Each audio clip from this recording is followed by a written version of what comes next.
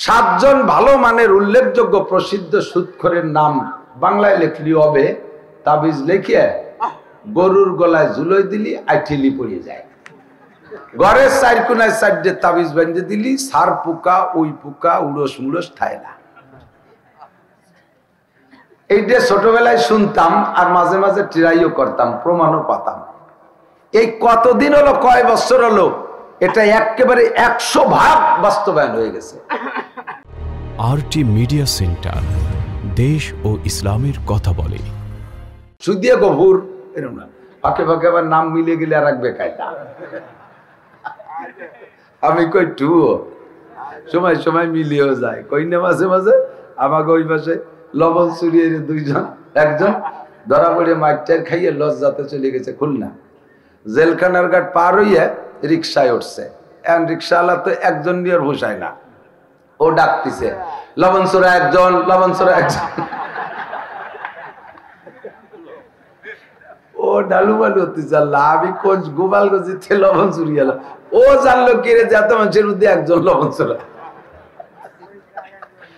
ও ডাকতেছে এলো, ওই খুলনার মধ্যে লবণ চোরা আছে না, ওই পর্যন্ত আর একজন হলে নিয়ে যাবে, তাই লবণ চোরা একজন, লবণ চোরা একজন। ও কাছে খুলনা আলারাও জানে আমি লবণ চোরা, তাই আর খুলনা যাবো না, বাড়ি যাই। সুদিয়া গফুর, ঘুষিয়া খালেক, এরম পার্টি আছে না নাই? সুদখোরের বিশাল একটা ফজিলত আছে। এমনি তো গালাগালি অনেক শক্ত কথা, একটা ফজিলত আছে সুদখোরের। সুদখোরের বিশাল একটা ফজিলত, সেটা কি? সাতজন ভালো মানের উল্লেখযোগ্য প্রসিদ্ধ সুদখোরের নাম বাংলায় লিখলি হবে, তাবিজ লিখে গরুর গলায় ঝুলই দিলি আইঠিলি পড়ে যায়। ঘরের চার কোনায় চারটে তাবিজ বেঁধে দিলি, সার পোকা ওই পোকা উড়স মুড়স খায় না। এইটা ছোটবেলায় শুনতাম আর মাঝে মাঝে ট্রাইও করতাম, প্রমাণও পাতাম। এই কতদিন হলো, কয় বছর হলো, এটা একেবারে 100% বাস্তবায়ন হয়ে গেছে। হ্যাঁ, ছোটবেলায় এই সমস্ত সুপায় বসলি এতক্ষণ বসে থাকা যেত না, কামড়ের ঠেলায়। পিড়িও যদি ওই যে বিটিরা যে ভিড়েই বসে, ও যদি 2 তক্তার হতো, তাহলে ওই 2 তক্তার ফাঁকে ফাঁক নাই, তবু উড়স যার ভাগ থাকতো। ল্যাপের কোনা, বালিশের কোনা, মশারির কোনা, খেতার কোনা, মুরগির খোল তো বুঝাই, এই উড়স গেল কোন জায়গা? মাঝে মাঝে সরকারি ভাবে বড় মোটরসাইকেলের মতো মেশিন, ধুমসাইর মোটা পাইপ দিয়ে ধুমো ধুমো মেশিন দিয়ে ওষুধ দিত, মনে আছেন মুরব্বীকে? এতে কয়েকদিন ভালো থাকতো, আবার হতো। এত তদবির তালাবি ওষুধ দিয়ে উড়স খেদানো যায়নি, সেই উড়স এখন বাংলাদেশে একটাও নাই। কোথাও না থাকলে লোকাল রেলগাড়িতে থাকা ওয়াজিব ছিল উড়স, ওতে যে কি পরিমাণ উড়স থাকতো। আর লোকাল বাসে কোনো জায়গা উড়স নাই, গেল কোন জায়গা? আল্লাহ কয় গেল কোন জায়গা? সাতজন সুদখোরের নাম বাড়ির কোনায় বেঁধে দিলি যদি উড়স ওই বাড়ি না থাকে। আর বাংলাদেশে এখন ঘরে ঘরে সুদখোর আর সুদদাতা, কথা কন না কেন? তোমাকে মুরব্বী পর্যন্ত সুদখোর, কাজে এদেশে তো উড়স থাকতে পারে না। উড়স সাপ। ইত্তাকিল মাহারিমা তাকুন আবাদান নাস। এ মুসলমান, ভালো করে মনে রাখবেন, যতগুলো হারাম বলেছি এমন হারাম আরো আবার আপনার কাছে জানা আছে। সাহিবুল বাইতে আদরা বিমা ফিহি, ঘর বলাই জানে ঘরের মধ্যে কি আছে। আমারে দেখতে বড় সুন্দর বড় হুজুর, নারায়ে তাকবীর দিয়ে প্রধান বক্তা বানাইতেন, 2 দিন ব্যাপী মাহফিলের শেষ দিন এনে বসাইছেন। আমার ভিতরে যে দোষ আছে এইটা আপনারা জানেন না, ওইটা যদি জানতেন তাহলে প্রধান বক্তা না, হয়তো জুতো পিঠে নামাই দিতেন। আমারটা আমি বলছি, অন্য কেডা বলি না। সাহিবুল বাইতে আদরা বিমা ফিহি, আল্লাহ পাকের একটা নাম সত্তার। সত্তার মানে গোপনকারী। আল্লাহ পাক তার সত্তার নামের বহির প্রকাশ কইরা আমার মতো বহুতের দোষগুলোকে গোপন রাইখা সমাজে মুখ দেখায় চলার একটা পথ করে দিয়েছে, নইলে রাস্তা দিয়ে চলতে পারতাম না। এনিম্যান এভরিবডি, সাবালেগ থেকে নিয়ে আজ পর্যন্ত যাদের বয়স নাবালেগের আগ পর্যন্ত তাদের আমলনামা তৈরি হয় না, ফেরেশতা আসে না, দপ্তর হয় না, লেখালেখি হয় না। সাবালেগ থেকে নিয়ে বড় যাদের যতটুকু বয়স হয়েছে, প্রত্যেকটা মানুষের ভিতরে এমন কোন দোষ থাইকা যায় যেই দোষগুলো যদি সমাজে প্রকাশ পাইত, তাহলে মুখ দেখানোর উপায় ছিল না। যত বড় ক্লোজ ফ্রেন্ড হোক না কেন, নিকটতম বন্ধু হোক না কেন, পেটের সব কথা তার কাছে বলেছে, কিন্তু এমন দোষ আপনার মধ্যে করা রয়েছে যেই দোষটা তার কাছে বলা যায় না। সাবালেক থেকে নিয়ে বয়স পর্যন্ত প্রত্যেকটা মানুষের মধ্যে এমন দোষ থাকাটা স্বাভাবিক। কথা কর, যার যারটা সেই সেই জানি। আপনারটা আমি জানি না, আমারটা আপনি জানেন না। কথা বলেন না কেন? একজন ঘরের ভিতর গরিব মানুষ, এক কিছু নেই, বিয়ে শাদিও করে না, উড়ুইটে বাঁধাই নিয়ে কুলাঙ্গার টাইপের, দিন ভর রেজা কামাই টামাই ঘরে, সন্ধ্যের সময় খাইয়ে দেই, একেবারে খালি হাতে শুয়ে থাকে। ওর ঘরে কিছু নাই বিদায়, বাপের খেলে এখন ঘর পাইছে, ঘরে কিছু নাই বিদায় ও রাত্রি দরজাও দেয় না। কিছু নাই তা চলে আসে কি নেবে, ওর তো জানা আছে কি আছে না। একা একা একটু ভয়ের বলে একটা হেরিকেন ডিম দিত হয়। আগে তো হেরিকেন ছিল একটু যারা জ্বালাই, যা ডিম লাইট হয়েছে তার এগেনস্টে ডিম দিত। তা রাত্রির বেলা ঘুমাই রয়েছে, হঠাৎ করে দেয় যে হেরিকেন চেতানো। ঘটনা কিটা চেতালো? পরে দেয় যে হেরিকেন ঘুরিয়ে বেড়াচ্ছে।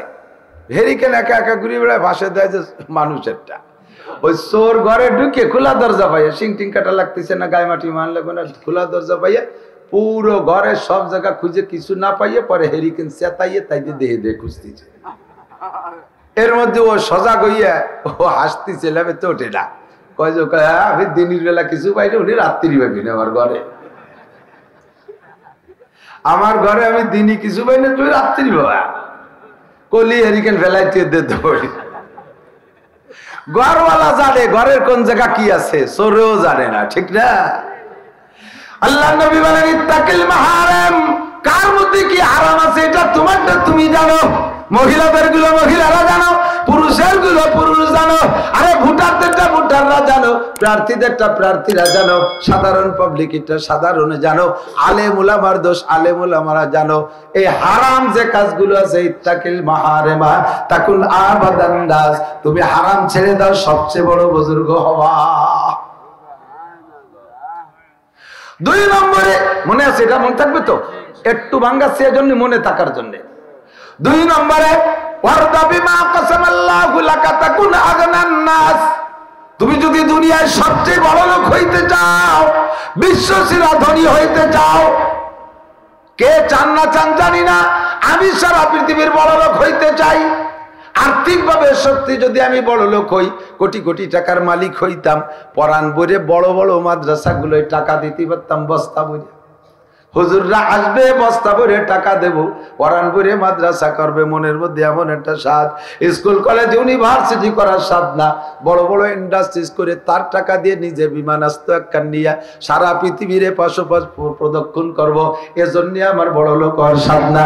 আমার যদি টাকা থাকতো মসজিদ করতাম, মাদ্রাসা করতাম, বিশ্বসেরা একটা মাদ্রাসা করতাম, এই জন্য আমার ধনী হওয়ার বড় স্বাদ। আপনার কেমন স্বাদ তা জানি না। নবী পাক বলেন এই স্বাদ পূরণ হওয়ার জন্য বিকল্প আর কোন তদবির নাই, একটাই মাত্র তদবির, ওয়ারদা বিমা কাসামাল্লাহু লাকা তাকুন আগনান নাস, আল্লাহ তোমাকে যা দেশে তারপর সন্তুষ্ট থাকো, তাহলেই তুমি ধনী হতে পারবা। নইলে সারা পৃথিবীও যদি তোমারে দেয়া হয় তবুও তোমার পেটটা ভরবে না, ঠিক না?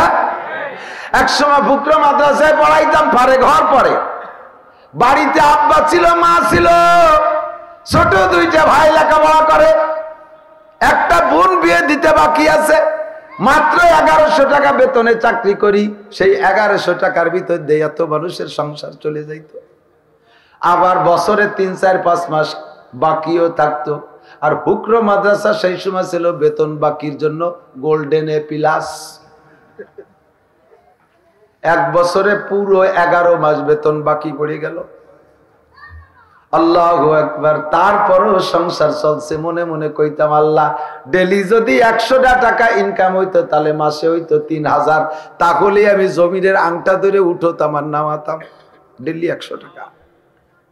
আল্লাহরে কইতে কইতে আল্লাহ কয় তোরে ভালো করে চিনি, তোরে আমি ট্রাই করবো, দাঁড়া। এখন ডেলি 1 লক্ষ টাকা, 50,000 টাকা, 60,000 টাকা কামাই করি, তবু আমার নুন আনতি ভান্তা পুরো পেটটা ভরে না। বড় একজন ধনী লোক, আমাদের কালেকশন তো যে যেমন ব্যক্তি তার কালেকশন তেমন। আমিও বস্তা নিয়ে গ্রামে আসতে সময় পাই না, আমি বড় বড় হাইব্রিড গুলোর একটু টার্গেট করি। এমন এক হাইব্রিডে যাইয়ে ধরলাম, ভাইজান আল্লাহ তো আপনারে যথেষ্ট দিয়েছে, সামনে মাদ্রাসার এই ঝামেলা একটু আপনি একটু খেয়াল করেন। এমন ভাবে একটা হাই ছাড়লো, 7 তবক জমিনের নিচেতে শুভতি উঠিয়েছে হাইটা। শুনাই কিচ্ছু নাই হুজুর, কি দেব কিচ্ছু নাই। এই বছর যা ধরা খাইছি, এই গাজীপুর 10 বিঘে জমি কিনে পরে ওই জায়গায় 4টে গার্মেন্টস করা লাগলো, 7 তালা করে। গার্মেন্টসের পরে ম্যানেজাররা কয় স্যারে মাল আমদানি রপ্তানি করার জন্য নিজস্ব এই কাভার ভ্যান না হলে সুবিধা হয় না, সে জায়গা 20 কেন্টি ট্রাক বানানো লাগলো। ছেলে মেয়েরা পাগল রেখাচ্ছে যে সবাই পরিবহন আছে রোডে, আমাকে পরিবহন নাই, কোনো নামটাই গার্মেন্টস কিরা দেখতে আছে, পরিবহন যাতায়াত করে রাস্তা দিয়ে সবাই দেয়, তাকে চাপে পড়ে 30 খান পরিবহন বানানো লাগলো। আর পরিবহন কয় স্যার পরের পাম্পেতে তেল নিলি পরে তেলে লস হয়ে যায়, আমাকে মোড়ে মোড়ে গোটা সারি পাম্প করে দেন। এই করতে যাইয়া কিচ্ছু নেই, কিছু নেই, আর কিছু নেই। ওগুলো তো 10টা টাকা দেবো নাকি আপনার চাকাতে?